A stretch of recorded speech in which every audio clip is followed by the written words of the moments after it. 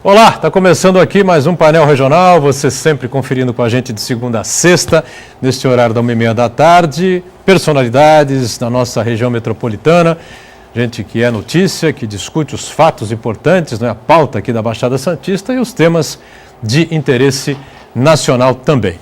Telefone aberto, programa ao vivo, 3223-1120, 3223-7676, ligue para cá. Entre em contato com a nossa produção, com a sua pergunta, o seu comentário, a sua opinião sobre o que a gente debate aqui. Pelas redes sociais, facebook.com/painel regional TV, para você enviar a sua mensagem aqui para a gente. Painel que tem na bancada nesta edição, o vereador do PMDB de Cubatão, candidato a prefeito da cidade, Wagner Moura, ao lado dele o nosso cientista político Fernando Chagas, e à direita aqui o presidente do PMDB de Cubatão, também vereador, o Fábio Rochin. Abertura do painel regional, destaques aqui para os jornais que fazem a parceria conosco. DL, circulando aqui por toda a região metropolitana, traz aqui na capa, Câmara aprova a PEC que amplia para 30% gasto livre da União. Como é que o Chagas consegue explicar isso aqui para a gente, Se vai ser bom ou se o que vai acontecer com essa liberação de gastos aí por parte da União, liberada ontem pela Câmara, E aqui é a manchete do Gazeta de São Paulo, do mesmo grupo de comunicação, jornal que circula por todo o estado. A maioria acha que o governo Temer é igual ao de Dilma. Isso é referente a uma pesquisa CNT-MDA que foi divulgada ontem e o presidente Temer aparece com 11% de aprovação, como tinha até então o presidente Dilma Rousseff. O Gazeta aqui para o Wagner, para o Chagas e para o Rochinho também, tá certo? E o destaque sempre aqui para o DO aqui da cidade de Santos, Diário Oficial de Santos, enviado aqui pela Secretaria de Comunicação. Está aqui a manchete do DO. Segurança na Zona Noroeste é ampliada com novas viaturas. Uma boa notícia para moradores, comerciantes, enfim. E a gente, como sempre, cumprimenta aqui, agradece as participações importantes. Meu caro Wagner Moura, prazer revê-lo. Tudo bem? Igualmente, doutor, é um prazer imenso estar aqui junto com o Fernando Chagas, junto com o vereador Rochinho, Camila Loy, é um prazer. E estamos aqui à disposição para discutir os assuntos pertinentes da Baixada Santista e a nossa Cubatão. Muito bem. Fernando Chagas, tudo bem, Chagas? Tudo bem, olá amigos, um abraço aos telespectadores. Como você falou, Boturão, Câmara aprova a PEC. A PEC é um projeto de emenda constitucional que amplia para 30% o gasto livre da União. Aqui, sintetizando, as contribuições sociais, aquelas que vão para a Previdência Social, elas são vinculadas às despesas da Previdência Social. Porém, com essa vinculação, o governo não tem margem para ter liberdade para manusear o dinheiro público para outras despesas necessárias. Então, precisa o quê? De uma desvinculação. Se não desvincular, o que ocorre? O orçamento, como nós já falamos aqui, é amarrado, 92% do orçamento ele é vinculado à receita, vinculada à despesa, e não sobra margem nenhuma de manobra para que o Poder Executivo, o governo federal, consiga remanejar recursos de um lado para o outro para atender os interesses da população. Por isso que precisa de 30% de liberdade. É uma medida muito criticada para os previdencianistas que dizem que todos os recursos da contribuição social, todos esses recursos têm que ir para a Previdência Social, porém, se fizer isso, vai faltar dinheiro no caixa. E faltando dinheiro no caixa, o que poderia ocorrer? O governo Temer também pedalar. Então, para que ele não pedale, precisa essa liberação. Eu entendo que é importante e necessário, eu até defendo mais, que o orçamento deve ser totalmente desvinculado dessas despesas, porque não há margem para nenhum governo, seja da União, seja estadual, seja municipal, governar com orçamento tão amarrado. Ele não consegue fazer gestão dos gastos públicos. Por quê? Porque tudo é vinculado. Agora, há muitos que criticam com medo que a Previdência Social, a saúde e a educação fiquem sem recursos. De acordo com os últimos balanços de todos os poderes públicos, a gente mostra que os gastos da saúde e os gastos da educação sempre são superiores ao mínimo estabelecido na Constituição. Então já está na hora de desvincular. Rapidamente, Boturão, só para encerrar, às vezes você precisa de dinheiro na saúde e está sobrando na educação e não pode passar de um para o outro, e vice-versa. Então está na hora de desamarrar esse orçamento. E a PEC de 30% facilita isso. Anteriormente era 20%, agora passou a 30%. Falta passar no Senado agora. Muito bem, tá aí a explicação inicial do Chagas, né? E a gente cumprimenta também e agradece ao Fábio Rochinho, vereador do PMDB, presidente do PMDB de Cubatão. Tudo bem, vereador? Tudo bem, Boturão. Agradeço o convite. É sempre um prazer estar participando aqui com você e com toda a mesa aqui. Hoje, em especial, com meu amigo e companheiro de partido, Wagner Moura, do painel regional. Muito bem, estamos sempre online pelo site da TV Santa Cecília, o Santa Portal. Você clica lá no ícone do painel regional e confere a gente em tempo real. Programa encerrado, você pode rever através do YouTube os trechos que considerar mais interessantes ou o programa por inteiro, não é? Mais uma vez com a gente, acompanhando a sua participação e o nosso time de produção aqui no painel, a Camila Alois. Tudo bem, né, Camila? Eu acho que tirando o frio está tudo bem, Boturão. Boa tarde para você, boa tarde aos convidados do programa de hoje e boa tarde a você também que está em casa. Nossa página no Facebook e os nossos telefones estão sempre abertos, disponíveis para você entrar em contato com a gente. Deixe sua participação, que sempre é muito importante no nosso programa. Pelo Facebook, facebook.com/Painel Regional TV e pelos telefones 3223-1120 e 3223-7676. Deixe sua participação, seu comentário, sua pergunta, suas opiniões aqui no nosso programa. Muito bem, como disse a Camila, um frio realmente pesado em cima do Santista aqui, não é, que não está acostumado com isso. Temperatura monstruosamente alta em abril, completamente fora de época, e um frio para nós aqui meio exagerado, né, nessa época do ano. Nem o inverno chegou ainda e as temperaturas baixando assustadoramente e, como você percebe, as gargantas aqui não conseguem superar, né, essas dificuldades. Estamos tentando nos manter aqui com as cordas vocais quentes para tentar que a voz saia nitidamente até o final do programa. Eu tenho certeza que isso vai acontecer. Olha, brincadeiras à parte, um acidente gravíssimo, uma tragédia aconteceu na noite de ontem na Mogi Bertioga, um ônibus com 46 pessoas, quase que na totalidade jovens, né, estudantes das universidades de Mogi das Cruzes, não é? Os meninos que vinham de de São Sebastião foram à universidade, fizeram assistiram às suas aulas ou fizeram provas nessa época do ano. Muitas universidades estão em provas, né? E na hora de retornar a casa, um acidente gravíssimo com um dos ônibus, 46 pessoas, se não me engano, a bordo, né? O motorista de 37 anos foi a óbito e mais 17 jovens acabaram perdendo a vida também. 18 jovens. 18 jovens, mais um motorista. Hoje, na manhã de hoje, foi confirmado 3 mortes, né? Foram 3 no hospital, nos hospitais do Guarujá. E os outros já tinham morrido. São 18 com o motorista? Ou... Isso, com o motorista. Então 17 jovens. Isso, 17 jovens e 18 mais o motorista. Exatamente isso que eu estava falando. 17 jovens, mais o motorista de 37 anos e o pessoal de 19, 20, 21 anos. E já há dificuldade, a gente comentava aqui, né? Cidadão, sair de São Sebastião, olha que dureza, né, rapaz? Atravessa, pega a estrada, sobe a serra, vai fazer a faculdade para tentar uma melhora de vida, num futuro melhor, não é? Um curso superior, seja lá qual for, não é? Tem 2 universidades grandes em Mogi das Cruzes, a UMC e a Brás Cubas, né? E aí acontece uma tragédia dessa, né? Já o estudar à noite não é bolinho para ninguém, né?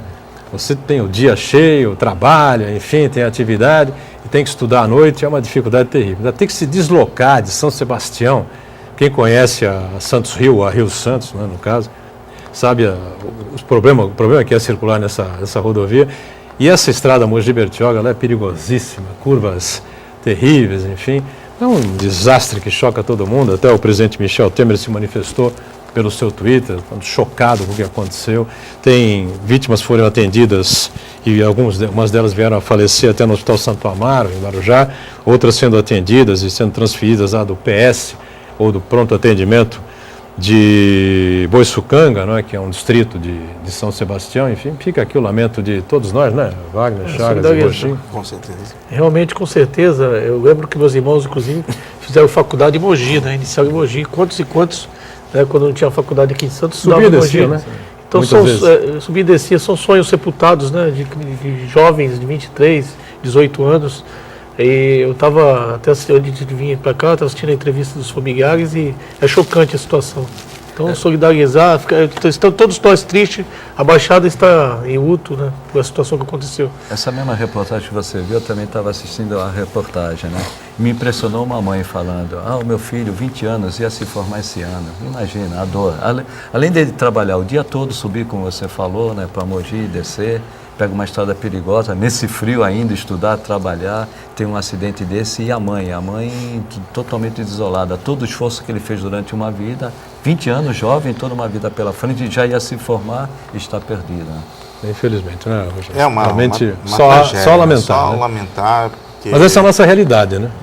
Acontece. O Brasil é isso aí. Aconteceu agora mesmo aqui o caso do menino de 12 anos, né, que também foi atropelado, uma tragédia aqui na cidade, e a gente só tem a lamentar esses sentimentos aí, que a família, os familiares fiquem bem nesse momento. É difícil, né, como nosso amigo aqui acabou de falar, o professor, é uma vida, né, que foi ceifada.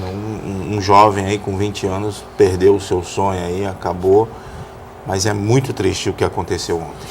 Muito bem, a vida continua, né? A gente segue aqui a carruagem no painel regional, e ontem veio aí uma notícia forte aqui para o nosso Wagner Moura, vereador do PMDB, candidato a prefeito pelo PMDB em Cubatão, na cassação do seu mandato por infidelidade partidária, ou seja, deixou o PT, se filiou ao PMDB fora daquele prazo, daquela janela partidária, né? Bom, Wagner, como é que você recebeu aí a decisão do tribunal e o que vai ser daqui para frente? Não, já estava preparado, eu vim aqui algumas vezes, já tinha informado isso, né? É uma decisão da nossa Corte Estadual, do Tribunal Regional Eleitoral, né, que não acatou a minha defesa. A defesa simplesmente porque a questão estatutária e programática do partido, né? Quantos e quantos eleitores meus, né, estavam infelizes e insatisfeitos, né, no partido que eu estava filiado. Muitos pediam, né, para que eu me desfiliasse do partido. E eu acabei indo para o PMDB, naquele momento, pela insatisfação que eu estava a nível municipal e a nível federal da situação do partido naquele momento. Mas eu quero dizer que fico muito à vontade, a decisão tem que ser acatada, é uma decisão judicial, e a gente, de certa forma, estamos recorrendo, porque nós estamos no nosso direito, mas isso foi uma decisão minha mesmo. E se eu tivesse que tomar essa decisão, eu tomaria, a mesma decisão hoje. Até porque nós temos um projeto de cidade. A questão hoje estou vereador, né? Ninguém nasce vereador, né, Fernando Chagas? E de repente, hoje eu vou deixar a função de vereador e vou trabalhar com afinco para a minha pré-candidatura hoje a prefeito pelo PMDB. Eu acho importante isso, é um novo caminho que eu estou trilhando, eu acho importante, e de repente, com essa decisão judicial, faz com que eu trabalhe com mais afinco na minha pré-candidatura em Cubatão. Vereador, independentemente de um recurso até reverter essa situação, o Tribunal Superior Eleitoral tem um entendimento diferente do Tribunal Regional Eleitoral. Ele acata a mudança de partido quando o partido muda a sua programação, o seu programa partidário, mas não vamos discutir isso. Quando saiu a lei de infidelidade partidária, não é nem lei, né? Na realidade, foi uma decisão do Supremo Tribunal... do TSE. Do TSE, do Tribunal Superior Eleitoral, confirmado pelo Supremo Tribunal Federal, que a infidelidade partidária era constitucional. Não tem norma, tem apenas uma decisão e uma normatização do Tribunal Superior Eleitoral. Fiz na época uma pesquisa, nenhuma legislação do mundo tem infidelidade partidária, nenhuma. Qual o pensamento desses países? Quem tem que punir uma mudança de partido, de um vereador ou de um político, é a população numa eleição posterior. Eu tenho esse entendimento. O senhor mesmo falou, né, que havia um entendimento do seu eleitorado que o senhor, por diversos motivos, deveria sair. Como o senhor vê essa situação? Uma norma que não é legislada pelo Poder Legislativo, e sim pelo Poder Judicial, quando no resto do mundo todos entendem quem tem que decidir se ele é infiel ou não é infiel ao sair de um partido é a população, é o eleitor. Como o senhor vê essa situação? Na verdade, houve uma divisão, né? Se trata de duas eleições coincidentes, a majoritária e a proporcional. Na majoritária, existe o entendimento que o mandato é da pessoa. Da né? pessoa e pessoal. Já na proporcional, se entende que é do partido. Então, se ficou definido isso. Eu entendo que, na verdade, tinha que respeitar o número de votos. Porque você foi lá, foi candidato, teve seus votos, o eleitor confiou em você. E simplesmente, se você mudou de partido, o que vai acontecer? Se a população não aprovar, não vai te votar novamente para você te reconduzir. Então, acho que quem tem que julgar os políticos é a própria população. até o que ocorre hoje no país, né? Os políticos estão desacreditados em função de tudo que está acontecendo. Vai ter muitos votos brancos e nulos nessa eleição. Abstenções. Abstenções enormes. Vamos ver o resultado da eleição. E de repente, eu poderia ser penalizado pelo meu próprio eleitor se eu tivesse feito a atitude errada. De repente, eu tive 2.280 votos, fui eleito vereador 2.280 votos. Se 90% quer que eu saia, né, 10% não, a maioria, e a gente tem que aprender que na vida a gente tem que seguir sempre a maioria. Porque não adianta, o barco está afundando, de certa forma, você está no momento e no partido errado, você vai ficar lá. Se você não concorda, né, com as atitudes do partido, você vai continuar no partido. Eu lembro até uma situação do próprio PT, que defendia o direito dos trabalhadores, aí teve aquela decisão dos pensionistas, lembra a decisão? Lembro. Infringiu diretamente. Teve também a campanha política, que que a presidente chegou no momento e disse que não ia aumentar a energia elétrica. De repente, aí você perde voto, vai diminuir, aí você ganhou a eleição, aí depois você vai defender para o teu eleitor, pô, mas você falou que ia não aumentar, e de repente chega, e ainda mais eu que sou dono de imobiliário, constantemente, estou lá com o inquilino, o locador, o catálogo, e o cara falou, mas ela disse que não ia aprovar, então mentiu, né? Então, de repente, foi lá, fez a propaganda eleitoral e mentiu para o povo elegeu, como eu votei, e de repente você entra numa situação dessa, aí vem o TRE e simplesmente diz que não houve qualquer tipo de mudança programática ou estatutária do Partido dos Trabalhadores. Aí não dá, né? Só seguindo realmente é algo... E aí condenaram 40 vereadores, todos foram rifados e nem tem nem consideração na defesa dos seus... Esses 40 que você fala... Respectivos advogados, pode fazer a melhor defesa do mundo que não tem resultado. É 6-0 e acabou. Esses 40 todos saíram do PT para outro partido? Dos 40 de fidelidade partidária hoje, mas desses 40 eu tenho uns 20 do PT. Só para não perder o raciocínio, rapidamente, ainda dá tempo, botou? Dá. Como eu falei, né, foi o Tribunal Superior Eleitoral, o Supremo Tribunal Federal, que baixaram uma norma pelo Judiciário e não uma norma pelo Legislativo, que decidiu a infidelidade partidária. O que eu vejo nos últimos tempos? Uma judicialização da política. Isso aí não vai levar a um ponto de 11 ministros decidirem aquilo que a maioria da população decidiu elegendo uma pessoa. O Legislativo não está deixando um vazio para que o Poder Legislativo, com seu ativismo, substitua o Legislativo, quando decisões políticas devem ser tomadas pelos políticos e não pelo Judiciário, de acordo com a população. Se a população não gostou, na próxima eleição, vota contra. Não está vendo esse problema radicalizado da judicialização da política? Chagas, porque sempre existe plebiscito para determinada coisa. Eu acho que tinha que haver um plebiscito hoje para a questão da reforma eleitoral partidária, porque fica extremamente complicado. Você tomar um tribunal, aí a judicialização, quando você tomou uma decisão, né, em detrimento da maioria, que pensa a maioria. Então, acho que tinha que ser levado em consideração o que a maioria pensa, nessa questão de se fazer um plebiscito mesmo da reforma política partidária. Muito bem. Fábio Rochinha, como presidente do partido, né? Como é que o PMDB de Cubatão acata essa decisão, cassação do mandato do Wagner Moura pelo TRE, e a postura, a posição do partido perante o eleitorado, enfim. A gente acata com tranquilidade, né, Boturão? Já era esperado, né? Até mesmo que o vereador Wagner Moura acabou de colocar, mais de 40 vereadores entraram, fizeram troca de partidos, não só do PT, mas de outros, e a corte aqui estadual sempre foi nessa linha do 6-0, né? Então isso já era esperado, mas com tranquilidade continua o processo do Wagner na questão brigando pela cadeira do Executivo, ou seja, ele continuará como nosso pré-candidato a prefeito municipal de Cubatão, até mesmo que ele não perde os seus direitos políticos. Ele apenas perdeu o seu mandato. Então, existe um certo conflito, professor Fernando Chagas, que o pessoal fala cassado, mas cassado você perde os seus direitos políticos. Ele perdeu o seu mandato. Então, com a perda do mandato, ele não perde os seus direitos políticos. E ele continua como nosso pré-candidato à Prefeitura Municipal de Cubatão pelo PMDB. Já terminou a apuração no Peru, não? Do Peru ainda não terminou. A eleição foi domingo, hoje é quinta-feira. No centro, isso é mais acirrado. Não tem urna eletrônica. Não tem urna eletrônica. É porque a gente estava falando aqui de voto e tal, me ocorreu novamente. É o único país do mundo que usa urna eletrônica?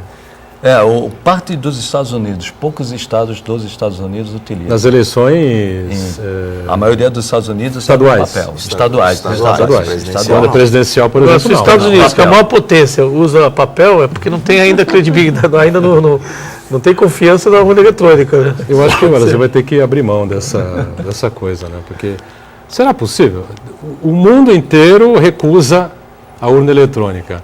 Só nós é que somos uma inteligência acima do normal e da média, e a urna eletrônica funciona aqui, tem credibilidade. Tá. Pô, a eleição não acabou no Peru até agora, são 4 dias de apuração. A diferença ali está 50-50.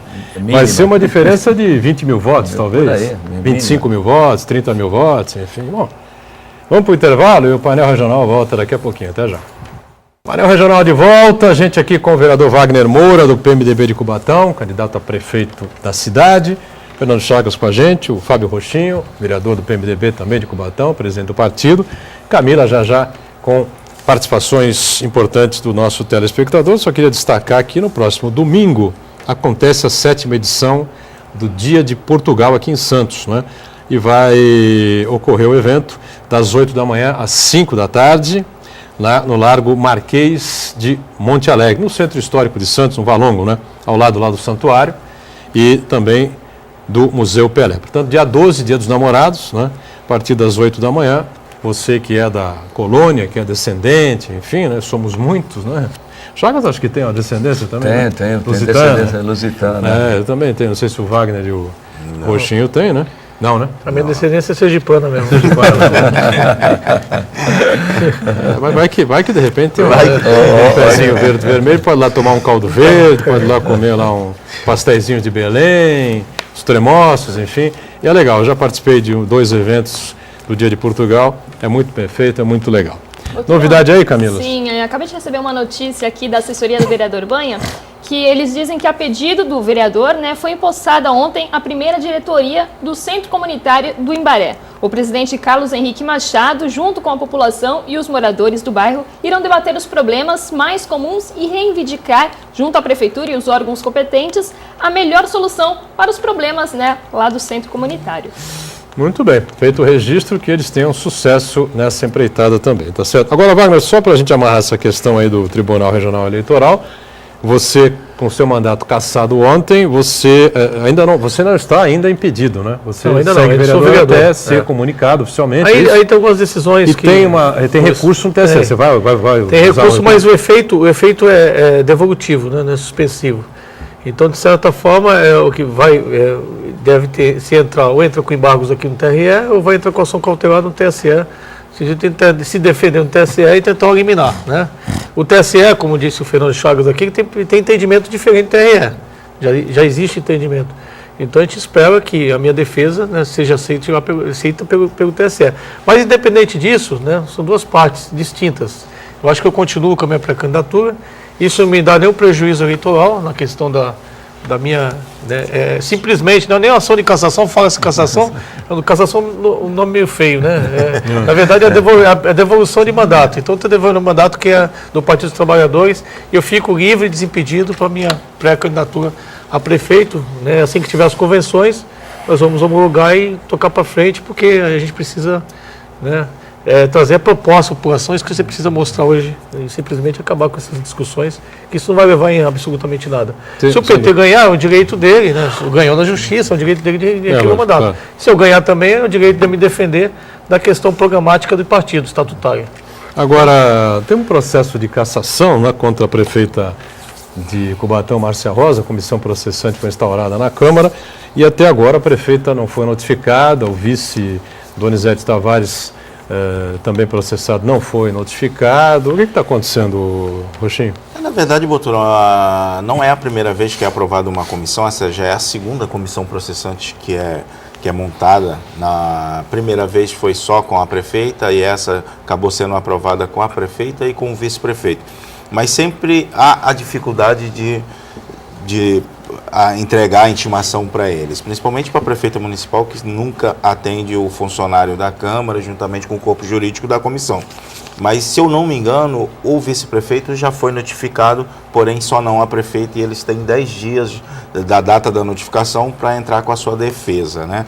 Então, isso já foi dado um passo do vice-prefeito. Da prefeita, até ontem, ela não tinha sido notificada. E a comissão é composta pelo vereador Doda, né, que é o presidente, o vereador Ademar e o vereador Fábio Moura, que é do PMDB. Na verdade, é 10 dias, Roxinho. Eles foi dado um prazo de 20 dias, até porque a questão do Código Civil, né? Eles se basearam no Código Civil. Porque o nosso regimento lá diz 10 dias e o Código Civil 20 dias. Então, para não dar qualquer tipo de depois contestação, alguma coisa nesse sentido, foi dado o direito de 20 dias, tanto para o prefeito como para o vice-prefeito. Direito ao contraditório e ampla defesa, isso, né? Que isso está aí. tanto discutido no Congresso Nacional. Enquanto né? eles não forem notificados, a comissão não anda. Não anda. Não anda. E a comissão tem um prazo, né? O rito é esse, tem que notificá-los para a sua defesa. No caso, apenas uma dúvida jurídica, tem que ser pessoal ao chefe do executivo, não poderia ser um procurador da prefeitura, Não, tem que ser pessoal. Pessoal para também não dar... Não dá margem que o procurador ele tem, né, a delegação por lei, né, de representar o município, mas no caso tem que ser Não, tem que ser pessoalmente pessoal. ao chefe do executivo. Tem que ser pessoal. Muito bem. E a cidade vive aí problemas sérios, né, na saúde, questão da manutenção dos próprios públicos, zeladoria e paralisação aí de funcionar. A Cursan já voltou a normalizar o atendimento ou não? Já voltou ativa, mas não na sua totalidade, não com a sua satisfação. Os funcionários continuam aí pleiteando. Nós temos lá na Câmara, não só a mim, mas os demais vereadores, várias denúncias de improbidade administrativa, improbidade não, apropriação indébita, que o FGTS não está sendo depositado. Está sendo descontado do funcionário, mas não está sendo depositado. E entre outros, nós temos lá a empresa de segurança que se encontra em greve. Segurança patrimonial está em greve. Tem os servidores Segurança públicos, patrimonial faz segurança de todos os próprios públicos de do todos município os próprios ou do município. de todos? Todos os próprios do município. Escolas, que, na verdade, inclusive. o contrato escola, Passo hospital, municipal. o PS, o Passo Municipal, o PS Infantil, creches. A situação é gravíssima, então. Gravíssima, Tem gravíssima. cartão servidor também, tem a questão dos médicos, que volta e meia não tem médico. Ontem mesmo não tinha. 7 horas da noite, um dia desse não tinha médico no pronto-socorro, eu tive que ligar para o secretário e agilizaram. E é um caos. Agora a questão estabelecido e instalado na cidade de Cubatão hoje. A questão da empresa de segurança é falta de pagamento. Falta de pagamento. Todos faltam de pagamento. Tudo falta de Aquele xadrez que eu sempre expliquei aqui para vocês, que você não consegue fechar a conta, né? Não fecha. Semana engraçada que nós aprovamos a LDO é discutido pela toda a Câmara. E você vê que, aí você deu uma ótima explicação aí de orçamento e a conta não fecha. Você não consegue fechar a conta. Agora você vai fechar a conta como? Se você tem um déficit orçamentário mensal de quase 12 milhões de reais, é difícil. Não houve nenhuma medida para contenção de despesa? Não, contingenciamento, quando você está numa situação dessa, tinha que ter contingenciamento. Né? Não pode ter aditivo contratual. Na verdade, não houve. Houve até uma vontade da prefeita de diminuir alguns contratos, mas de fato não foi feito, não teve êxito. Então está extremamente difícil e vai ficar mais difícil para quem vai assumir a prefeitura. Porque de contas a pagar daqui a pouco, você já passou de 100 milhões e é extremamente complicado. Como é que você vai fazer esse pagamento depois e ainda manter saúde, educação e manter com os 25%, com os 15%, que você explicou? Isso que eu falei que não consegue fechar. E aí você também tem os inativos, que você ainda... Os inativos, que obrigatoriamente tem que repassar. Justamente, os 30% que se fala aí hoje, é justamente fazer esse controle e equilíbrio da Previdência Social. Isso mesmo. Porque você tem lá os 25%, tem os 52% do servidor, e você entra depois a questão da Previdência, e tem a Previdência local também, que o município tem todo mês que bancar. Porque você não tem equilíbrio atuarial na situação. Entendeu? Então é extremamente complicado. E a tendência, principalmente das prefeituras, é essa para o ano que vem. A queda da arrecadação, e além da queda de arrecadação, conter despesa hoje é muito difícil, porque qualquer contrato, é o que o Wagner falou, qualquer contrato você não tem que negociar com o prestador de serviço para não ter aumento, porque se for pedir aumento, é em torno de 10% que eles pedem a inflação. E não tem margem hoje para dar esse aumento, então não vejo outra maneira. Infelizmente, nós temos que chegar no momento dos prefeitos chegarem para a população e falar, nós temos que cortar gastos, porque nós não aumentamos despesa. E vamos ter que passar 1 ano, 2 anos nessa situação de limitação. Esses gastos seriam, por exemplo, em Cubatão, o que é que daria para enxugar, para tentar, enfim, Tem que tirar a gordura, né? Diminuir. Diminuir a gordura, mas de certa forma tem uma coisa, tem uma situação na saúde que todo mundo é complicado, ninguém consegue resolver. A questão dos médicos, por exemplo. O salário dos médicos. Ninguém consegue, porque o que o médico ganha hoje, uma faculdade de medicina custa mais de 5 mil reais por mês. Um médico, o piso de salário do médico, geralmente é R$1.200. Como é que um médico vai aceitar trabalhar na rede pública? Nessa faixa, mais ou menos. O início de 1.200. Então, quer dizer, o funcionário. Então, você não tem mais médico. A maioria dos médicos pediu exoneração do serviço público. E aí você tem que fazer um contrato particular e terceirizar os médicos na saúde. Então fica uma situação difícil, não só para Cubatão, todos os municípios passam por isso, e essa falta de recurso complica mais ainda. Então, uma forma de você conseguir administrar, além de você tirar a gordura que existe nos contratos, é exatamente você negociar e fazer a parceria com os entes federativos. União e Estado, que o Estado realmente, ele não injeta muito pouco em Cubatão, né? Essa briga partidária aí, PT e PSDB, só que sai prejudicado nessa história é a população, né? Porque briga a prefeita com o governador, não libera recursos para a cidade, e a cidade fica aí perdendo essa quantidade de recursos que podia ter até então ser liberado. Eu lembro que eu acompanhei que 27 emendas parlamentares, né, foram perdidas do governo do estado lá em Cubatão. Você vê que isso aí é um grande investimento. Mas perderam na época até por causa da CRP, que a federais também, né? Previdenciária, que você não consegue fechar. Se não tiver. Então, é o grande caminho que eu sempre falei aqui. Qual a mesma questão da União. O que tem que fazer em Cubatão? A primeira coisa que tem que se resolver em Cubatão é essa questão previdenciária. Por quê? Porque você tem que equilibrar a questão da previdência, você ter uma certidão e você ter direito a buscar recursos e colocar os recursos na cidade. Se não tiver se você não mexer nessa figura que é a certidão de regulação previdenciária, o município toma muito prejuízo. E é o que acontece exatamente com o Cubatão desde o ano passado. E vai perdendo recursos não entram. O que eu vou falar aqui é utopia. Já discuti isso muito com o Boturão, né? Essa divisão, distribuição dos recursos tributários no Brasil, infelizmente, ela é injusta com os municípios. Tudo ocorre nos municípios, tudo. A pessoa vive, trabalha, estuda, se movimenta, lazer, tudo no município. E o município fica apenas com 15% da arrecadação. Fica com a menor parte. Fica com a menor parte. E aí fica com essa situação de pires na mão. Ou pede para o Estado ou pede para a União. Dependendo até da situação política, esses recursos não vêm. O que eu estou falando aqui é utopia, isso não vai ocorrer, é uma reforma orçamentária e uma reforma tributária. Mas os municípios, para conseguir finalmente a sua autonomia financeira, precisavam de mais recursos. Você vê que nós tivemos Itamar Franco, não vou considerar o Fernando Collor, Itamar Franco teve um governo um período mais curto, mas não mexeu nisso, também não deu muito tempo. Fernando Henrique Cardoso, em 8 anos, também não mexeu. Não pôs a mão nisso. Lula, em 8 anos, também não mexeu. Também não mexeu nisso. Então fica muito difícil você imaginar que alguém assuma a presidência. Michel Temer não vai mexer também, claro, né? E para você ver, né, Boturão, o que o Wagner falou, a gente na cidade de Cubatão, sem a CRP, nós tivemos uma vez em Brasília vários convênios com vários ministérios, não aconteceu também, por algumas vezes em questão da CRP e outras vezes em questão até mesmo de falta de documentação apresentada pelo próprio município. E fica totalmente inviável, grandes projetos que tinha na cidade, alguns convênios, foram perdidos por perda de prazo, por perda da certidão de regularização previdenciária, que não acontecia. E, na verdade, a CRP está desde 2014. Desde 2014 sem regularização. A última foi tirada em 2014. Então, isso fica totalmente inviável o município buscar recurso fora, vivendo só ali dos seus tributos locais, não consegue viver, não vai conseguir. O que o Wagner coloca aqui é muito sério e o próximo prefeito que assumir vai, pelo menos aí, Fernando, uns 2 a 3 anos para regularizar a casa, organizar a casa, que é o que você falou, tem que sentar e falar para a população a realidade. Olha, a situação está complicada.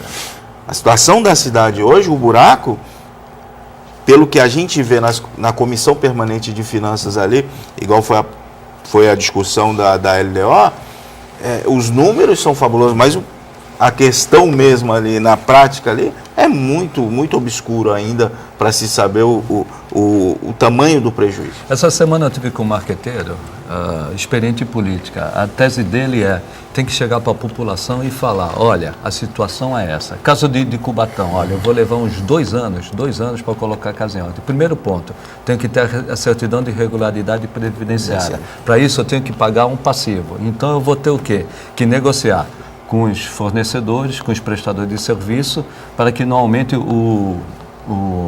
os contratos. Por outro lado, talvez eu não tenha nem condições de dar aumento para o funcionalismo. Nós vamos ter que entender isso e falar para a população.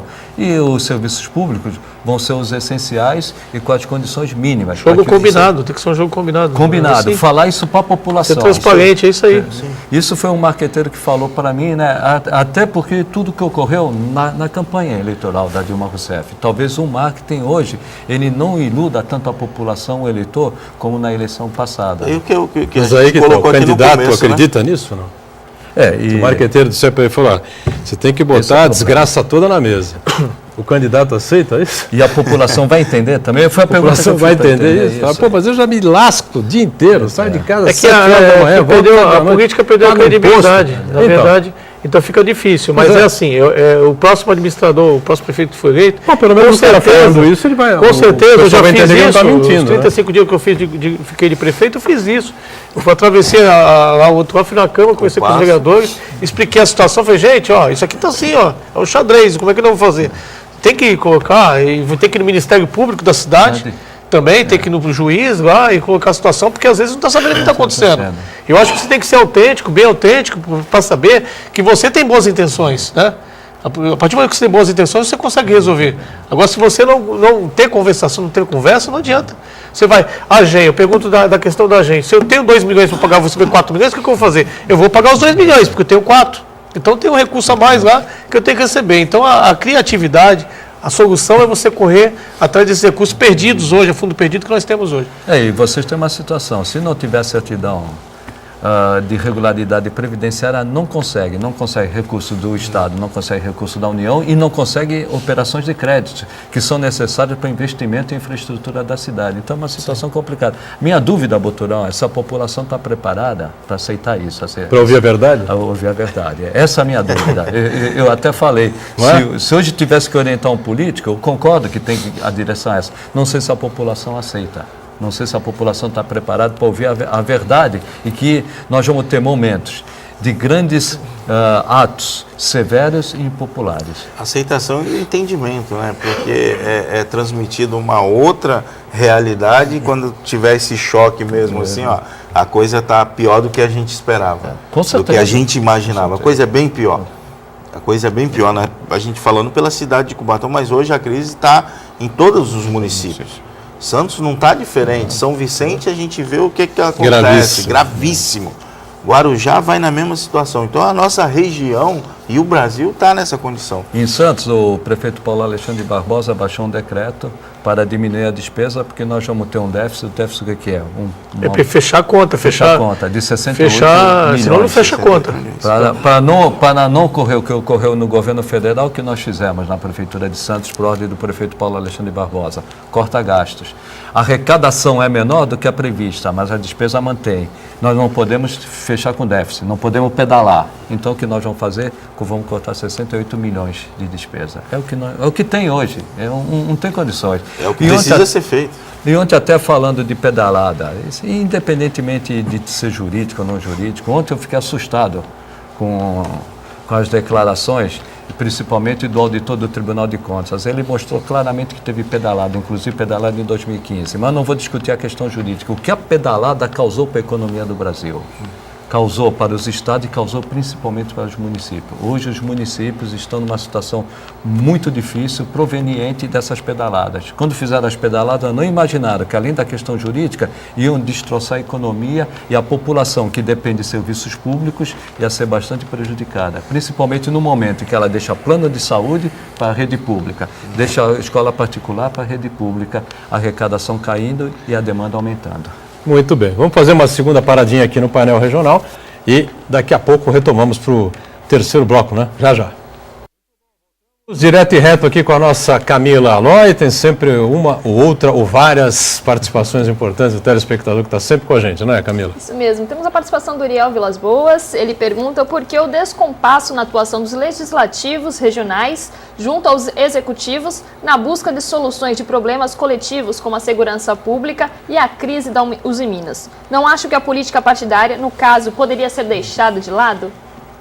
Não, acho que até no caso da Uzi Minas houve aí uma manifestação bastante grande das lideranças todas aqui. Claro que a prefeita Márcia Rosa apareceu mais, né? A sede da Uzi Minas é Cubatão, mas envolve toda a região metropolitana. Eu acho que as lideranças políticas da região podiam realmente se unir um pouco mais, né, em torno de assuntos importantes, a questão dos assaltos, crimes aí no sistema de imigrantes. O prefeito de Santos esteve aqui, Paulo Alexandre, na segunda-feira, também deixou bem claro que o secretário de Segurança Pública do Estado vai estar aqui na cidade, na Prefeitura de Santos, na sexta-feira. Todos os prefeitos, todos os deputados, lideranças políticas, lideranças de bairro, enfim, estarão todos convidados para participar, enfim, para colocar as suas questões, as suas opiniões, enfim.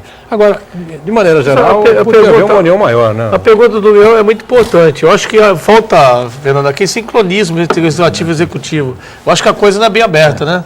A função do Legislativo é fiscalizar o Executivo, mas eu acho que isso não é só aqui em Cubatão, me parece que é meio afastado esse relacionamento. Isso prejudica. Harmônico independente, sim, mas... pois harmônicos, porém independente. E aí o Poder Legislativo, que tem a função de fiscalizar, uma coisa interessante, eu vi recentemente, o prefeito convocou o de São Vicente, os vereadores, para mostrar a radiografia do município. Eu acho que é um fato interessante, mas isso deve ser feito por todos os executivos e o legislativo. Eu acho que tem que caminhar junto os dois poderes, né?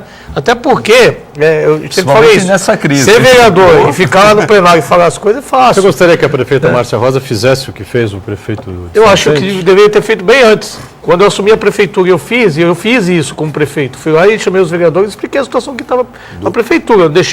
Não deixei qualquer tipo de dúvida. Dos 11 foram 10 presentes. Foram 10 vereadores presentes nessa reunião que eu convoquei.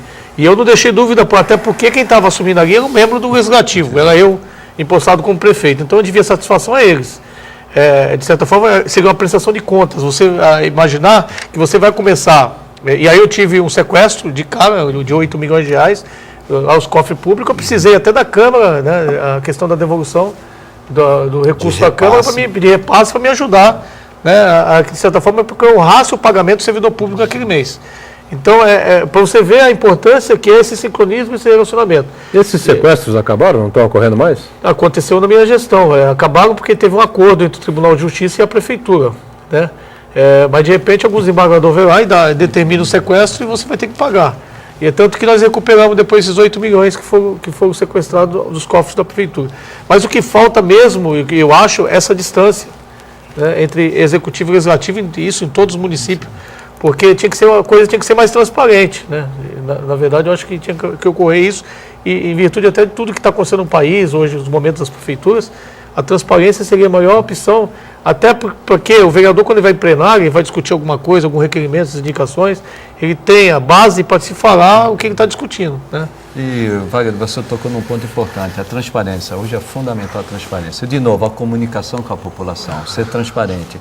Agora, no caso da Uzi Minas, é um caso nacional e internacional. Até vi uma boa atuação de todos os políticos da Baixada Santista tentando salvar a Uzi Minas. O problema do aço, primeiro, internacional. A China desacelerou. E o minério de ferro, a tonelada do minério de ferro que estava $140, caiu para $50. Isso devido à China. E no Brasil, a indústria automotiva parou. Tem cerca de 30% de queda nas vendas. A linha branca reduziu. E a linha branca. Os veículos usados aumentou a venda, né? Em função dos fabricantes. Então é complicado. Como ele falou, a linha branca. Então não tem compra de aço. Infelizmente atingiu uma região importante, uma cidade importante da Baixada Santista, Cubatão, que é o nosso polo. E toda a região, né? E que afeta toda a região. É a locomotiva da região. E aí, principalmente, a cidade de Santos, que o comércio de Santos vive muito dos empregos de Cubatão. E acabou acontecendo. Agora, com relação a Cubatão, Roxinho e Wagner, existe aquela coisa que a gente discute e debate há 100 anos, né? Cubatão tem 120 mil habitantes? 120 mil. 120 mil habitantes. Isso. O orçamento, 126 mil. 1 bilhão e tal, não sei o que, como grita o vereador Doda na Câmara, né, até hoje. Ele não bate. O Ademir Quintino está aqui com a gente, confirma essa informação.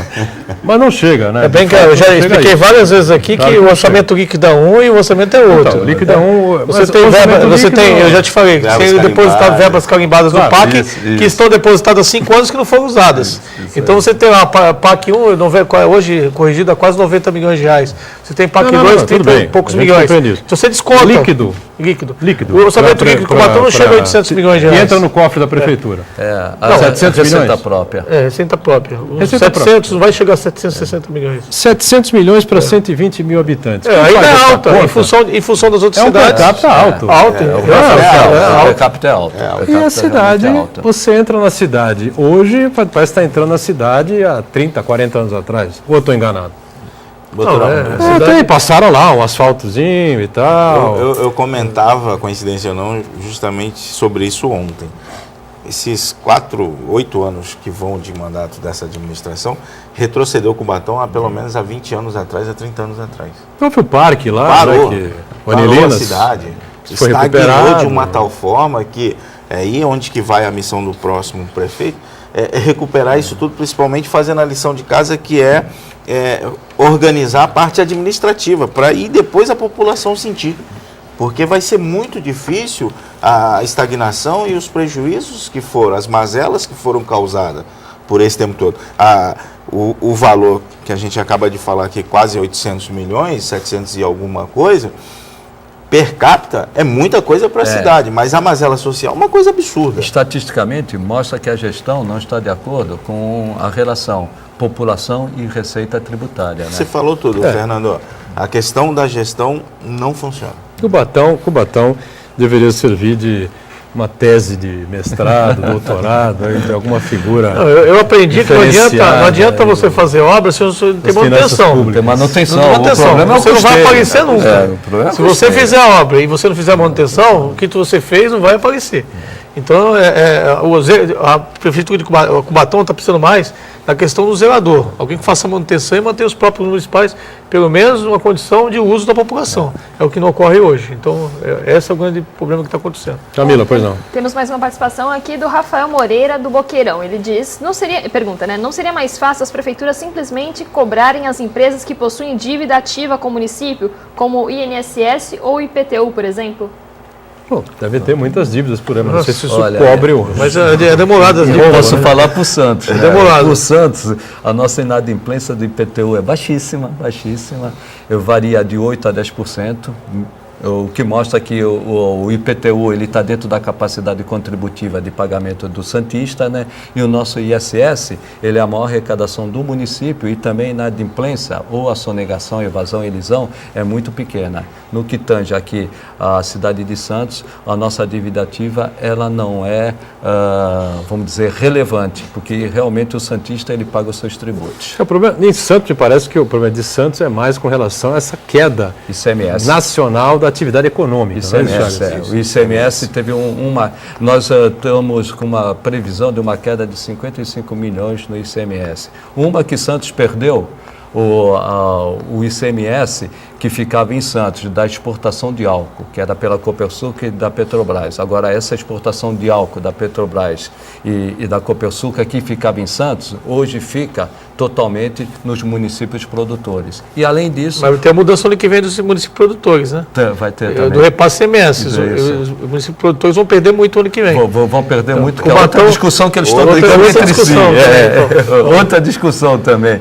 E também a queda do ICMS. O que o ICMS? Hoje o ICMS ele está se tornando um imposto obsoleto. Por que obsoleto? Porque ele incide sobre o comércio. E o Brasil não cresce mais o comércio. O que o Brasil cresce é a prestação de serviço. Sim. Então nós tivemos, além disso, nós tivemos uma queda do ICMS porque o consumo diminuiu bastante em todo o país, inclusive na Baixada Santista. Então, mas uma das soluções também é essa distribuição de ir até Brasília e voltar para cá, que se perde.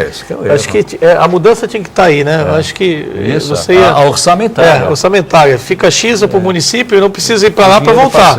E aí você ganha, os municípios ganhariam mais tempo, mais rapidez. Já vinha direto para o cofre. Então, rapidez para resolver as questões. Um dos grandes problemas é isso. Nesse passeio aí, o dinheiro de volta é no caminho. No caminho ele chega. Pega a rodovia errada. É que nem a transmissão de energia, você perde energia na transmissão. A mesma coisa é o dinheiro indo para cima. Não, ele passeia, ele vai para Brasília, depois de Brasília ele vem para o Estado e do Estado ele vem para o município. A volta que é complicada. A volta que é complicada. E além disso, a arrecadação lá em cima, caso do FPM, né, a participação dos estados na arrecadação da União, cai a arrecadação da União, cai a arrecadação do município, e o município não tem instrumento para melhorar a sua própria arrecadação, porque ele é dependente lá da União. Então tem que mudar essa relação. Toda vez que a gente viaja, a volta é sempre mais rápida. Né?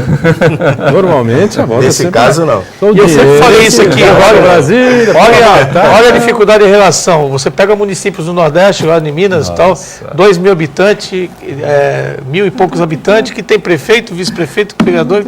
É difícil. Que vive dos fundos de participação do município. Do município. Então, por isso que você não tem essa distribuição de acordo, porque só dá um número aqui. Não rende nada e tu tem que gastar ali. A Federação Nacional dos Municípios mostrou há 15 dias, no seu relatório, que apenas 10% dos municípios do Brasil, são 5.565 municípios, apenas 10% vivem com arrecadação própria. O resto depende basicamente da União e também do Estado. Imagina os municípios do Nordeste. Por isso que a conta não fecha. Por isso que vem, você tem essa perda. Né? Essa perda. Está explicado, você conseguiu explicar muito rápido a situação. Esse passeio é terrível.